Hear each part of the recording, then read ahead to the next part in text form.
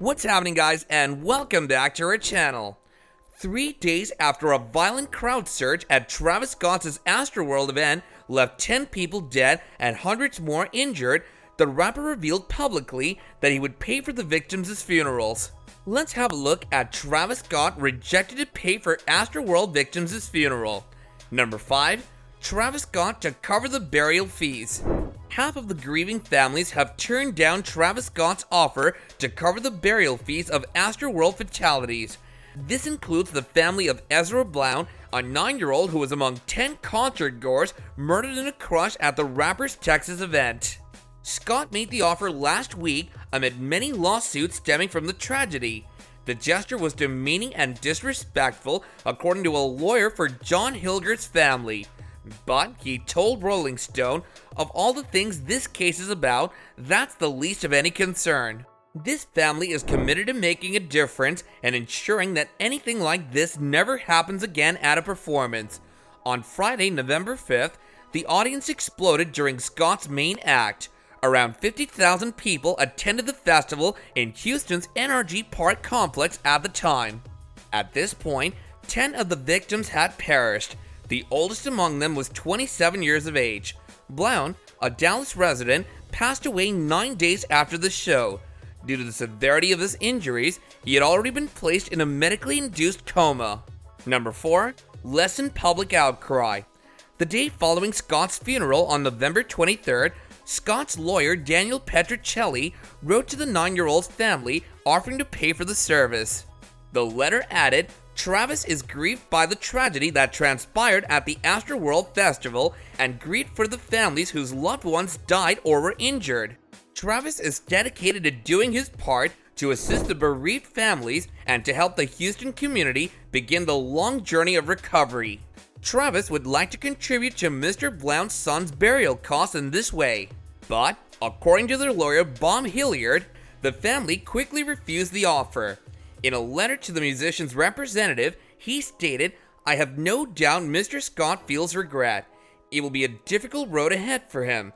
He must confront and, hopefully, recognize that he shares some of the blame for this catastrophe." Other families have seen the rapper's gesture as an attempt to redeem himself in the public eye. The families of 21-year-old pals Jacob Juranek and Franco Pacino's lawyer Philip Corboy claimed that the rapper's approach through legal teams gave the appearance that all he was attempting to do was reduce the public outrage. What Scott's staff did is not the way to do it if he's trying to impress upon the families that he's honest and cares about them and understands that funerals may be expensive, Corboy noted. You don't get a piece of paper from a Beverly Hills lawyer claiming to represent Travis Scott in the mail.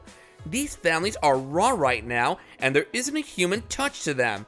Tony Busby, who represents the family of Axel Acosta, 21, questions Scott's reason for making the revelation through a public press release. He expresses regret for them, but quickly adds that it wasn't his fault. He's no different from any other defendant who accuses someone else. They don't want to pay for his funeral. We'll go through the judicial system with whatever we obtain from him. Number 3. Travis Scott's take on the incident. According to a statement, the 30-year-old has requested victims to contact him, claiming he desperately desires to offer his sympathies and give assistance. He also said that he had no idea how serious the situation had gotten throughout his act in an Instagram video.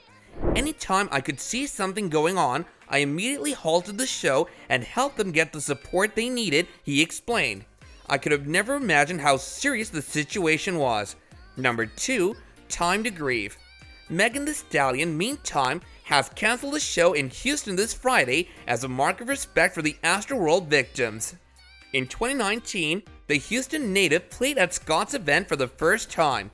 "Houston is still mending, and our community must be given the time it needs to mourn," she said in a statement released on Wednesday.